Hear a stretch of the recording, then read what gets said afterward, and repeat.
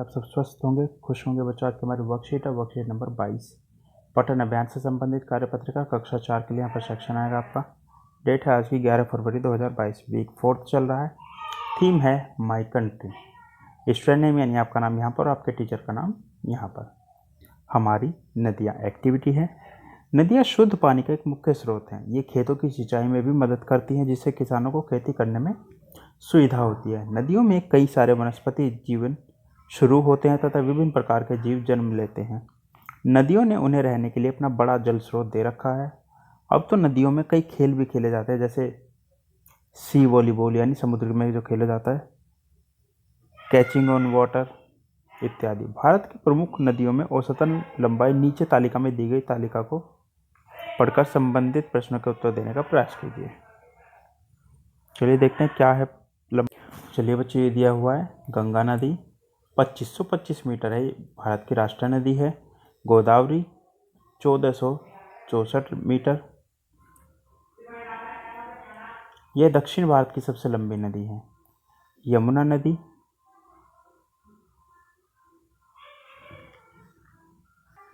बच्चों किलोमीटर में, यमुना नदी 1376 किलोमीटर है। विश्व के 7 अजूबों में से एक ताजमहल और हमारा शहर दिल्ली इसी नदी के किनारे बसा। ये भी बच्चों मेन सोचने वाली बात है।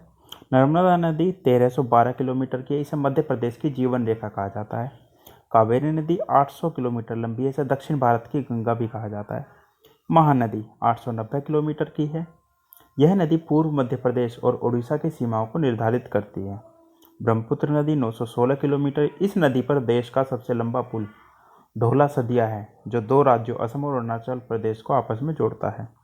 ताप्ती नदी 724 किलोमीटर, सिल्क सिटी यानी सूरत इस नदी के किनारे स्थित है। अब आ जाते हैं बच्चों कुछ प्रश्न। किन 2 नदियों की लंबाइयों का योग अधिक होगा, महानदी और ताप्ती नदी या फिर गोदावरी और यमुना नदी? तो महानदी और ताप्ती। बच्चों महानदी है 890 और ताप्ती है 724 और दूसरी है गोदावरी और यमुना। गोदावरी है 1464 और यमुना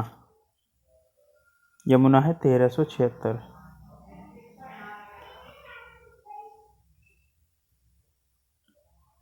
तो अगर हम ध्यान से देखें तो 1400 और 1300 मिलाकर ही ये आराम से इससे ज़्यादा हो जाएगा, है ना।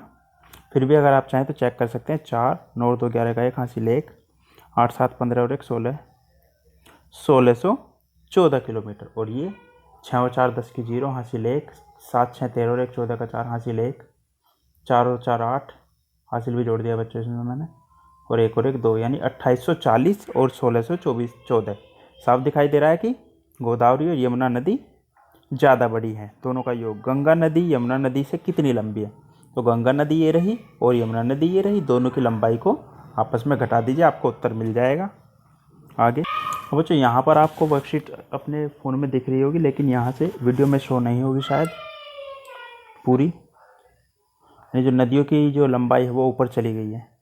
इसके बाद ब्रह्मपुत्र नदी और नर्मदा नदी की लंबाई में कितना अंतर? तो उसी तरह से ब्रह्मपुत्र और नर्मदा नदी जो बड़ी है उसमें से छोटी वाले को घटा देंगे और उत्तर यहाँ आ जाएगा तीसरे में। कौन सी नदी कावेरी नदी से 90 मीटर अधिक लंबी है? तो कावेरी नदी को सभी नदी में से घटाकर देख लेंगे, जिसका उत्तर 90 आएगा वो नदी होगी। जहाँ तक मेरा ख्याल है कावेरी से ऊपर जो होगी वो ही 90 होगी। सबसे पहले शुरुआत उसी से करेंगे, अगर नहीं निकलता तो फिर उससे ऊपर वाली को देखेंगे, क्योंकि नीचे वाले को तो देख ही नहीं सकते, वो तो छोटी होगी। अभिभावकों के लिए सुझाव है, नदियों तथा अन्य जल स्रोतों को प्रदूषण मुक्त रखने की आवश्यकता तथा उनके विभिन्न तरीकों के विषय में बच्चों से बातचीत कीजिए, जैसे प्लास्टिक की थैलियाँ बोतल आदि नदियों में उनके किराने ना फेंकना। और अंत में कोरोना से बचने के लिए सुरक्षित रहने के लिए मास्क पहनिए। आज के वर्कशीट में बच्चों इतना ही, मिलते हैं कल नई वीडियो नई वर्कशीट के साथ। तब तक अपना ध्यान रखिएगा। धन्यवाद, थैंक यू।